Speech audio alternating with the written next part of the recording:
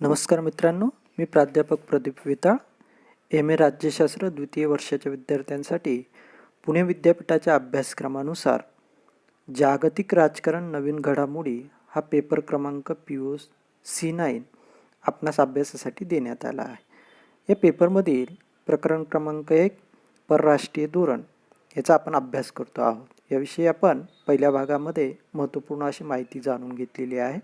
पहिल्या भागात आपण परराष्ट्रीय धोरणाचा अर्थ आणि व्याख्या, परराष्ट्रीय धोरणाची निर्मिती करण्यात जे विविध घटक कार्यरत असतात त्यामधील अंतर्गत घटक आणि अंतर्गत घटकातील जवळपास 10 घटकांचा अभ्यास त्यामध्ये आपण केलेला आहे. आता आपण याच प्रकरणाचा हा जो दुसरा भाग आहे त्यामध्ये परराष्ट्रीय धोरण निर्मितीमध्ये बाह्य घटकांची भूमिका काय असते त्याविषयी माहिती घेणार आहोत. त्याचबरोबर परराष्ट्रीय धोरणाची निर्मितीची प्रक्रिया आणि भारतातील परराष्ट्रीय धोरणाच्या निर्मितीची एक महत्त्वपूर्ण अशी रचना ती आपण यामध्ये अभ्यासणार आहोत. तर द्वितीय भागाला आपण सुरुवात करूया. मित्रांनो, परराष्ट्रीय धोरणाच्या बाबतीत आपण मागील भागामध्ये हा एक महत्त्वपूर्ण भाग बघितला होता की आंतरराष्ट्रीय राजकारणामध्ये एक राष्ट्र दुसऱ्या राष्ट्राबरोबर शांततामय संबंध प्रस्थापित करण्यासाठी किंवा राष्ट्रीय हितसंबंधाची पूर्तता करण्यासाठी जे विविध प्रकारचे निर्णय घेत असतं, ज्या पद्धतीचा व्यवहार करत असतं त्याचा सार साधारणतः परराष्ट्रीय धोरण म्हणून संबोधला जात असतो. तर यामध्ये अंतर्गत आणि बाह्य घटक हे त्या परराष्ट्रीय धोरणाच्या निर्मितीमध्ये महत्त्वपूर्ण भूमिका पार पाडत असतात. आता आपण परराष्ट्रीय धोरणातील निर्मितीमध्ये बाह्य घटकांची भूमिका कशा प्रकारे असते, कोणती घटक कार्यरत असतात याविषयी माहिती घेऊया. बाह्य घटकांमध्ये पहिला महत्त्वाचा घटक येतो तो आहे आंतरराष्ट्रीय स्वरूपाचे.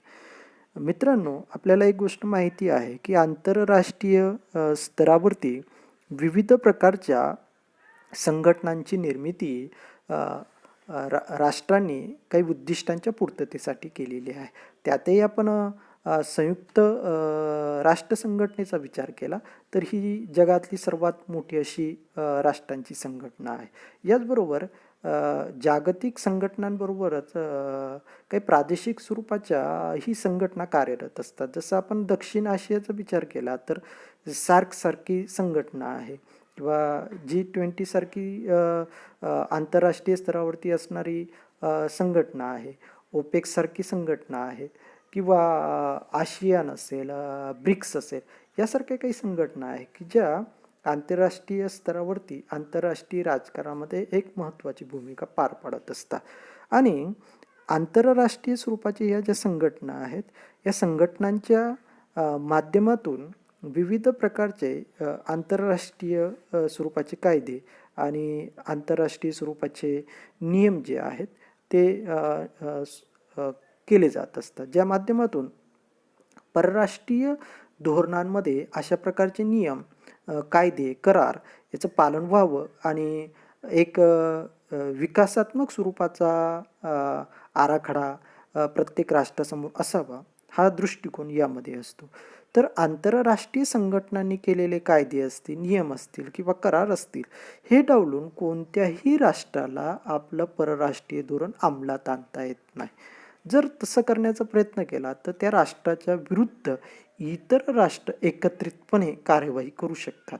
आणि म्हणून आपल्याला असं दिसतं की इराणने मध्यंतरी अण्वस्त्र चाचणी घेण्याचा प्रयत्न केला किंवा उत्तर कोरियानेही अशाच पद्धतीचं अण्वस्त्र चाचणी घेण्याचा प्रयत्न केला आणि शांततेला, आंतरराष्ट्रीय शांततेला बाधक अशी एकंदरीत वर्तन करण्याचा प्रयत्न केला. त्यावेळी जगातील विविध राष्ट्रांनी किंवा संघटनांनी आपल्या नियम आणि कराराच्या माध्यमातून अशा राष्ट्रावरती विविध प्रकारची बंधन आणण्याचा प्रयत्न केलेला आहे. याचा अर्थ परराष्ट्रीय धोरणामध्ये आंतरराष्ट्रीय संघटनांचे नियम, कायदे, करार, संकेत हे डावलून आपल्याला पुढे जाता येत नाही. दुसरा बाह्य घटक आहे अशासकीय स्वरूपाच्या संघटना. आंतरराष्ट्रीय संघटना या प्रत्यक्ष राष्ट्रांची सरकारं त्याच्यामध्ये एका अर्थाने सहभागी असतात आणि म्हणून त्या शासकीय स्वरूपाच्या असतात. परंतु अशासकीय स्वरूपाच्याही काही संघटना आहे की ज्यामध्ये सरकारांपेक्षाही वेगवेगळ्या देशातील सामाजिक स्वरूपाचं वैश्विक शांततेच्या दृष्टीने कार्य करणाऱ्या कार्यकर्त्यांच्या माध्यमातून अशा प्रकारच्या स्वयंसेवी संघटना ज्या आहेत त्या अस्तित्वात येत असतात. उदाहरणार्थ ह्युमन राईट वॉच संघटना असेल, ग्रीन पीस असेल, या प्रकारच्या संघटना ज्या आहेत, या संघटना आंतरराष्ट्रीय पातळीवरती महत्त्वपूर्ण भूमिका पार पाडत असतात. आणि स्वयंसेवी संघटना विविध राष्ट्रांमध्ये मैत्रीपूर्ण शांततामय संबंध प्रस्थापित करण्यासाठी आपल्या परीने सातत्याने राष्ट्रांमध्ये एक दुवा बनून काम करत असतात. स्वयंसेवी संस्थांमध्ये आत्ता मी नावं सांगितली याच पद्धतीने काही सांस्कृतिक मंडळे, क्रीडा संघटना, पर्यावरणीय मानवी हक्कांच्या संघटना देखील कार्यरत असतात आणि त्या माध्यमातून काम केलं जात असतं. तिसरा महत्त्वाचा बाह्य घटक आहे व्यापार. व्यापाराच्या एकंदरीत उद्दिष्टासाठी परराष्ट्रीय धोरणामध्ये महत्त्वपूर्ण अशी धोरणं जी आहेत ती राष्ट्र अंमलात आणण्याचा प्रयत्न करतात आणि निर्माण करण्याचा प्रयत्न करतात. पारस्परिक अशा पद्धतीची ही धोरणं व्यापाराच्या हिताभोवती गुंफलेली असतात.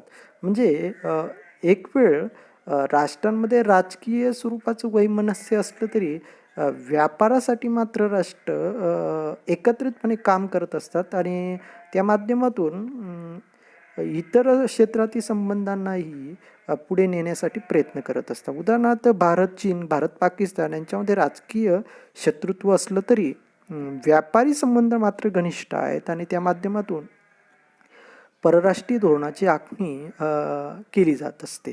तर हा एक महत्त्वपूर्ण घटकही यामध्ये येतो. त्यानंतर परराष्ट्रीय धोरणामध्ये जागतिक लोकमताचा एक महत्त्वपूर्ण भूमिका असते. उदाहरणार्थ एक सार्वभौम राष्ट्र जेव्हा दुसऱ्या राष्ट्राशी संबंध प्रस्थापित करताना किंवा हितसंबंधाची पूर्तता करताना परराष्ट्रीय धोरणाची आखणी करत असतं, तेव्हा त्या धोरणाला आंतरराष्ट्रीय स्तरावरती, जागतिक स्तरावरती किती राष्ट्र पाठिंबा देतात, जागतिक लोकमत त्याच्या किती पाठीशी असतं, यावरून जागतिक लोकमत त्याच्या पाठीशी कशा पद्धतीने उभं राहतं यावरती परराष्ट्रीय धोरणाची दिशा ठरत असते. उदाहरणार्थ अगदी जून 2020च्या संदर्भातील भारत चीनमधील संघर्षाचा आपण विचार केला की गलवान घाटीमध्ये ज्या पद्धतीने भारत चीन संघर्ष झाला त्यामध्ये भारताने घेतलेली भूमिका आणि भारताने सातत्याने ती भूमिका आंतरराष्ट्रीय पटलावरती जेव्हा मांडली तेव्हा जगातील खूप साऱ्या राष्ट्रांनी भारताचा या धोरणाला पाठिंबा दिला. लोकमत भारताकडे झुकतं आहे, लोकमत भारताच्या पाठीशी आहे, हे जेव्हा चीनला लक्षात आलं तेव्हा चीनने गलवान घाटीतून काढता पाय घेतला. याचा अर्थ परराष्ट्रीय धोरणामध्ये जागतिक लोकमताचा प्रभाव किती असतो आणि त्याचा काय परिणाम होऊ शकतो हे आपण या उदाहरणाच्या माध्यमातून जाणून घेतलेलं आहे. त्याचप्रमाणे पुढचा घटक आहे राजकीय आणि सामरिक स्वरूपाचा भूगोल. ही थोडी नवी संकल्पना आहे राज्यशास्त्रामध्ये. सामरिक भूगोल याचा अर्थ एकंदरीतच राष्ट्राचा भूप्रदेश हा संरक्षणात्मक दृष्टीने किती सुरक्षित आहे आणि संरक्षणाच्या आणि सुरक्षिततेच्या माध्यमातून तो इतर राष्ट्रांना कसा प्रभावित करू शकतो या प्रकारची एकंदरीत व्यवस्था राजकीय सामरिक भूगोलामध्ये येत असते. मग राष्ट्राचा आकार आहे, राष्ट्राला लाभलेला समुद्र किनारा किती आहे, राष्ट्राची नैसर्गिक साधनसंपदा कशा प्रकारे आहे आणि राष्ट्र युद्धासारख्या प्रसंगामध्ये आपल्या सामरिक भूगोलाचा वापर करून किती आक्रमकता सिद्ध करू शकतो याचाही विचार यामध्ये होतो.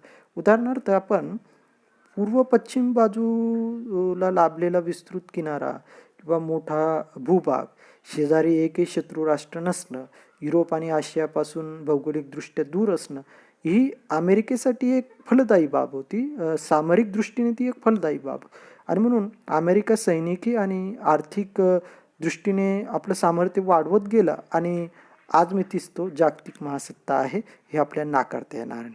ही राजकीय आणि सामरिक भूगोलाची एक फलश्रुती असते. त्याच्यामुळे बऱ्याच वेळा छोट्यात छोटं राष्ट्रही अशा सामरिक भूगोलाचा वापर करून आंतरराष्ट्रीय राजकारणावरती प्रभाव पाडू शकतो आणि मोठ्यात मोठं राष्ट्र सामरिक भूगोलाच्या अभावाने आंतरराष्ट्रीय राजकारणामध्ये अपयशी होताना दिसतं, हे आपल्याला या ठिकाणी लक्षात घ्यावं लागेल. आता यापुढील भागामध्ये आपण परराष्ट्रीय धोरण निश्चितीची प्रक्रिया हा घटक समजून घेणार आहोत. यामध्ये आपल्याला परराष्ट्रीय धोरणाची निश्चिती करताना कोणकोणती अभिकरणे किंवा कोणकोणत्या व्यवस्था त्यामध्ये सहभागी होतात याविषयी जाणून घ्यायचं आहे. मित्रांनो, परराष्ट्रीय धोरण ठरवताना साधारणतः परराष्ट्रीय मंत्रालय हा एक महत्त्वपूर्ण भाग त्यामध्ये असतो आणि त्यातील खास करून जे शासकीय अधिकारी असतात त्यांचीही एक महत्त्वाची भूमिका असते. तर विविध शासकीय अधिकाऱ्यांचा सहभाग याच्यामध्ये असतो. परराष्ट्रीय धोरण ठरवताना लोकशाही शासन व्यवस्था असणाऱ्या देशांमध्ये तेथील राष्ट्रप्रमुख, परराष्ट्रीय मंत्रालय, परराष्ट्रीय मंत्रालयातील परराष्ट्र मंत्री, परराष्ट्र सेवेतील विविध अधिकारी, परराष्ट्र मंत्रालयातील अधिकारी, त्याचप्रमाणे परराष्ट्रीय धोरणाचं विषयज्ञान असणारे कौशल्यपूर्ण अशा व्यक्ती त्या सल्लागार म्हणूनही त्यामध्ये सहभागी होतात. या सर्वांचा सहभाग एक सार्वभौम राष्ट्र परराष्ट्रीय धोरण ठरवताना महत्त्वपूर्ण भूमिका लक्षात घेत असतं आणि त्या माध्यमातून परराष्ट्रीय धोरणाची आखणी करत असतं. त्यानंतर परराष्ट्रीय धोरणामध्ये जसा परराष्ट्रीय मंत्रालयाचा महत्त्वपूर्ण सहभाग आहे, तसंच परराष्ट्रीय धोरण ठरवताना विविध कार्यालयही या धोरणामध्ये आपली महत्त्वपूर्ण भूमिका पार पाडत असतात. जसं परराष्ट्र विभागाबरोबर संरक्षण विभाग आहे, अर्थ विभाग आहे, माहिती प्रसारण विभाग आहे.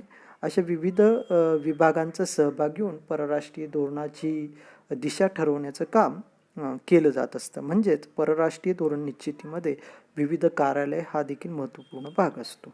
त्यानंतर परराष्ट्रीय धोरण ठरवण्यामध्ये अधिकाऱ्यांची जी महत्त्वपूर्ण भूमिका आहे ते अधिकारी एका व्यावसायिक पद्धतीने या सर्व गोष्टी ठरवण्याचा प्रयत्न करत असतात. म्हणजे काय, परराष्ट्रीय धोरण ठरवण्यासाठी त्याचं ज्ञान असणारे कौशल्यपूर्ण अधिकारी हे परराष्ट्रीय विभागामध्ये घेतले जात असतात आणि त्यासाठी भारतामध्ये परराष्ट्रीय सेवा अशा पद्धतीचा एक स्वतंत्र विभाग आपण तयार केलेला आहे आणि या विभागाच्या माध्यमातून आपण अशा अधिकाऱ्यांची निवड करतो जे अधिकारी कौशल्यपूर्ण असतात. परराष्ट्रीय धोरणाच्या बाबतीत त्यांचा विशेष ज्ञान असतं आणि त्या ज्ञानाचा आणि कौशल्याचा वापर करून ते सरकारला परराष्ट्रीय धोरण ठरवण्यासाठी मदत करत असतात आणि असा एक अगदी कौशल्यपूर्ण अधिकारी मिळावेत असा एक व्यावसायिक दृष्टिकोन ठेवून आपण परराष्ट्रीय विभाग जो आहे तो समृद्ध करण्याचा प्रयत्न करतो आहोत. त्याचबरोबर परराष्ट्रीय धोरणामध्ये एक महत्त्वपूर्ण भाग असतो तो असतो मंत्रिमंडळाचा. लोकशाही देशांमध्ये अशा मंत्रिमंडळाची भूमिका निश्चितच महत्त्वाची असते. मंत्रिमंडळातील सहभागाशिवाय आणि त्याच्या मंजुरीशिवाय परराष्ट्रीय धोरण जे आहे ते धोरण प्रत्यक्षात येऊ शकत नाही किंवा त्याच्यावरती पुढे सरकार मार्गक्रमण करू शकत नाही. म्हणून मंत्रिमंडळाचा सहभाग महत्त्वपूर्ण आहे. एकंदरीत ह्या तत्वांचा विचार करता भारतातील परराष्ट्रीय प्रक्रिया जर आपण बघितलं तर काही अंशी ती याच पद्धतीची दिसते. जसं भारतामध्ये परराष्ट्र खाते त्यामध्ये महत्त्वपूर्ण भूमिका पार पाडत असतं. म्हणून परराष्ट्र खात्यामध्ये प्रमुख परराष्ट्र मंत्री असतो. या मंत्र्याला सहकार्य करण्यासाठी परराष्ट्रीय सचिव असतो. या परराष्ट्रीय सचिवाला मदत करण्यासाठी 2 परराष्ट्रीय सचिव असतात. याशिवाय 2 परराष्ट्रीय सचिवामध्ये एक परराष्ट्रीय सचिव दक्षिण विभाग आणि एक परराष्ट्रीय सचिव पूर्व विभाग यामधनं असतात आणि यांना सहकार्य करण्यासाठी पुन्हा 3 अतिरिक्त परराष्ट्रीय सचिवांची नियुक्ती केली जात असते. याबरोबर 24 विभागातील विभागणी करून काही सहसचिव असतात आणि हे सहसचिवही या धोरणांमध्ये आखणीसाठी मदत करत असतात. ही एक महत्त्वपूर्ण रचना यामध्ये येत असते आणि या माध्यमातून परराष्ट्रीय धोरण अंमलात येत असतं. तर एकंदरीतच आपण ह्या प्रकरणामध्ये परराष्ट्रीय धोरणाचा अर्थ, व्याख्या, परराष्ट्रीय धोरण निर्मितीचे घटक आणि परराष्ट्रीय धोरण निर्मितीची प्रक्रिया याविषयी माहिती जाणून घेतलेली आहे. धन्यवाद.